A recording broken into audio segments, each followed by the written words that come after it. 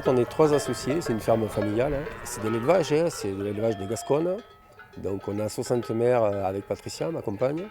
Et notre fils qui s'est installé donc en 2020 s'est installé avec 40 mères de plus en Gascogne. Alors il a pu s'installer en fait grâce à Terre des Liens, donc qui a repris une grosse ferme du village à côté de chez nous, quoi. Et sur cette ferme que Terre des Liens a repris, en fait, il y a eu 3 installations de jeunes.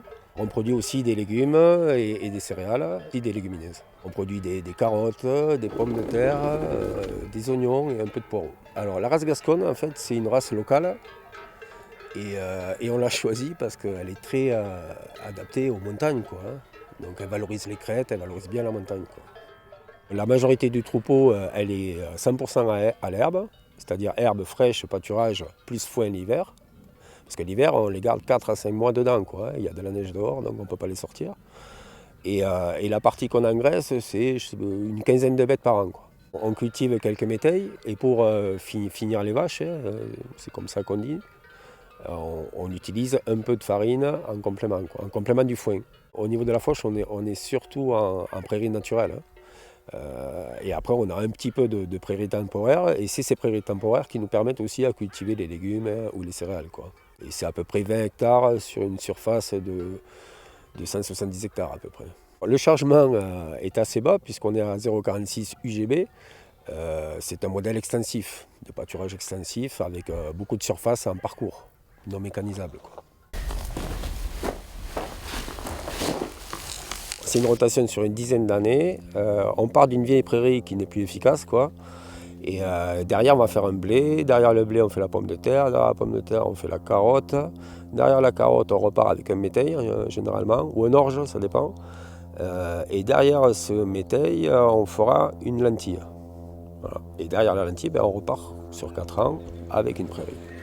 Donc les légumes, on les valorise sous 2 biais, c'est-à-dire la coopérative des pommes de terre pour les pommes de terre, et pour tous les autres, les légumes diversifiés comme la carotte, l'oignon par exemple, ou le poireau. On a créé une association il y a 2 ans, l'association Fruits et légumes de terroir de la Haute-Vallée de l'Aude. Ce qui nous a motivés pour faire des légumes plein champ, c'est le manque. C'est qu'aujourd'hui, tous les légumes bio sont importés à 70%, et qu'il y a des nouvelles lois qui obligent la restauration collective à se fournir un produit de qualité localement.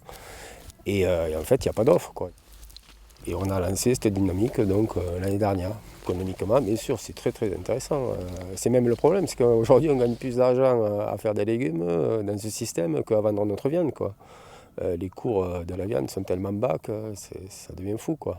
Et impossible pour de nombreux éleveurs. Alors, en carottes, l'année dernière, on a produit 10 tonnes, ça fait 18 000 € à peu près, sur une demi-hectare, hein. Hein, une demi. En pommes de terre, on est autour de 15 000 € l'hectare. Pour les récoltes, c'est très compliqué, donc tout tombe en été surtout. Heureusement qu'on a les vaches en estive. Et on a quand même un petit troupeau de génisses ici, mais le travail est moindre. Et du coup, avec quelques saisonniers, et puis comme on est 3 sur la ferme, 3 associés, on arrive à se répartir le travail. Si on trouve des saisonniers, parce que c'est pas évident aussi. La pomme de terre, en fait, c'est une culture très facile, hein, en bio. Le seul problème qu'on a, c'est le doryphore.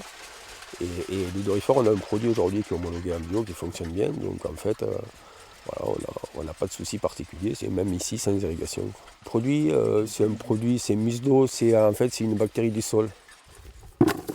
À la pomme de terre, on essaye d'avoir en fait une première plantation, donc début avril, fin mars. Alors, on est en montagne, alors c'est délicat, c'est suivant les années.